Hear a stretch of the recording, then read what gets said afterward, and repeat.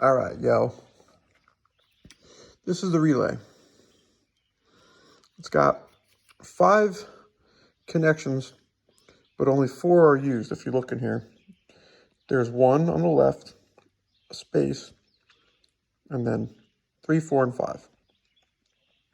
So on this relay, you have a power wire that comes off. It's a heavy gauge wire. And you have a negative. It's a heavy gauge wire. And then you have your center, those 3 and 4, which are the wires that when you touch those 2 together, wherever you are, it could be a light switch, could be a push button, could be a toggle switch, or it could be a thermostat. I call it a light switch, but a toggle switch. You don't want to use light switches on cars. That's what trips this in here. There's a magnet that's got juice on it, 12 volts, and it's waiting until the switch clicks it here to go to ground. Let's go like this. So this one I opened up. Inside there's contacts. So this is one side of it. That looks like, you know, from something from space station. But when you flip it over here, the circuit board, pretty basic. You got a spool of wire. It's wrapped around. And when that electrifies, it pulls this together. And that contact, that's when it turns the fans on. So when it's normally open, it gets power, it goes to closed.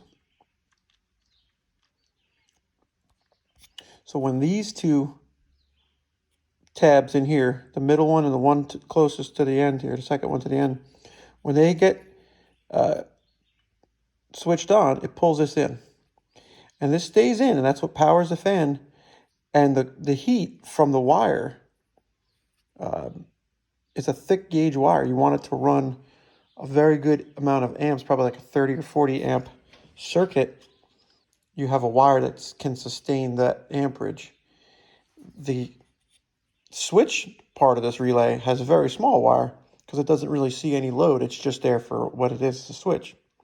If you didn't have this relay and you just went from your battery to a thermostat switch to your fan to the ground after the fan, and it ran, the wire would actually get hot.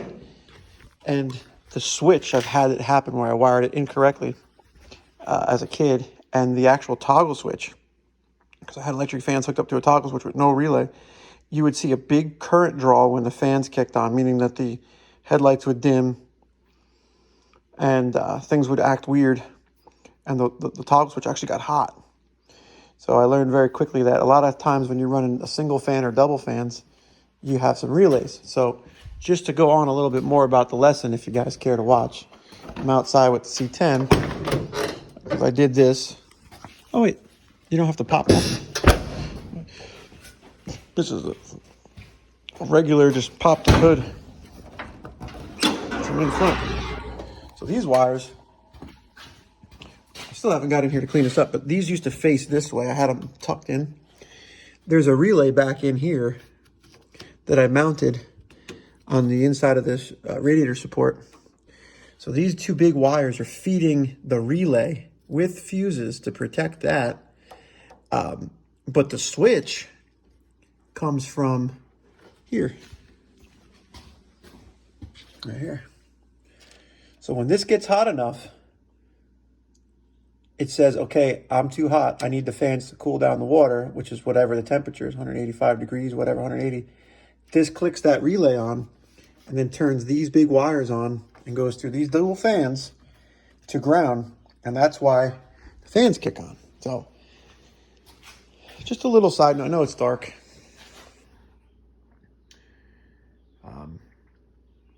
So on the vette, all right, this is a basic engine. On the vette, there's a lot of things talking. There's different relays asking different fans to come on at different times, I guess. And there's quick disconnects. These quick disconnects can be greasy with not just dielectric grease, but with like oils and all sorts of weird things people put in these and it can mess up the connections. So it's really hard to figure out what's bad. This was a $19 relay. I'm sure I'm not going to get a made in the USA one, so I'm not throwing this one out, because if I buy the new relay and it does the same thing, I'm going to put this back in for risk of keeping it all original. So something else is going on. And like I said to the other video, I've proved it out 7 different ways that I believe it's this. I believe that when I'm trying to make contact with the 2 center wires, the switch, it's not pulling the magnet, the electric magnet to pull that contact, to make contact. It's just not working. Guys will clean the contacts with a little bit of emery pad.